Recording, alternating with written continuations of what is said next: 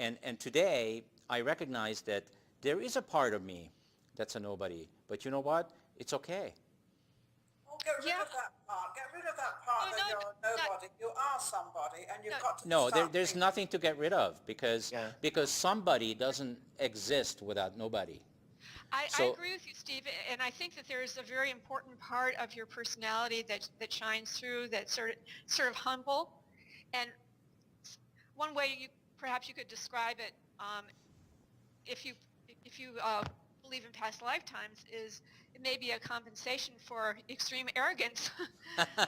I can see that as a possible avenue that you could go in, and maybe that you did go in some other earlier part of your I life. certainly have.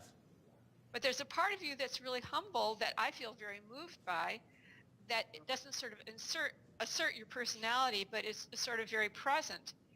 And you could describe that as a nobody, but it's actually, it's really a somebody, but it's hugely a somebody. Well, But it's definitely not in, somebody. but it's not in ego terms. It's not in terms of what I can't think of how to describe it. What's generally thought of, or I don't know.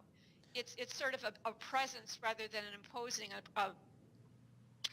I can't think of how to describe it. Maybe Alicia, maybe Well, you could describe it. So you know what I would say about what Steve is saying is that if you hear the tone of his voice as he describes it, he's come to peace with this. It's really not an issue.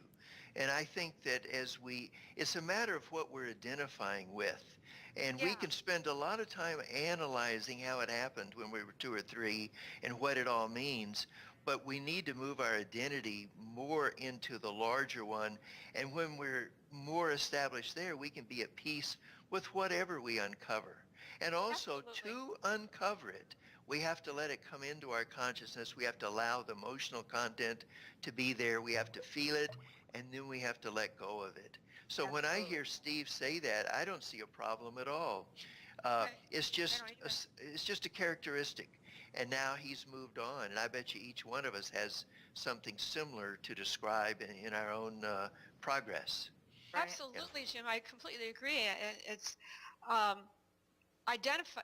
it's letting go of the false description of oneself as if it really could Yes. change who you actually are. Letting So if go you, of the false description. Yes, exactly. yes. So making the decision that you're nobody is not in truth. It has nothing to do with truth. It's completely made up fabrication. Absolutely. And so, Yeah. let yourself say that. So what? Who cares? Right, It doesn't have right, anything to do with truth. right. The way, if you heard Steve's way of saying it, he's moved on. It's easy for him to say that now. But Yeah. imagine how a person would sound if they really believed it. They'd be in Oh, yeah. pain, Yeah. there is sorrow, guilt, Well, everything. they'd Shame. probably never say it. Yes. They'd never admit it. They would never say it. Yeah, They would they feel wouldn't even too bring it out. insecure. Right, No, they wouldn't. They would carry it right. around with them. That's right. yeah, There's no need. to that's carry right it. on, Ninon. That's right on. Yeah, people actually resist it so much that at all cost they will do Avoid. whatever they have to do so that they don't have to feel it. Yeah, And that's really where the solution is.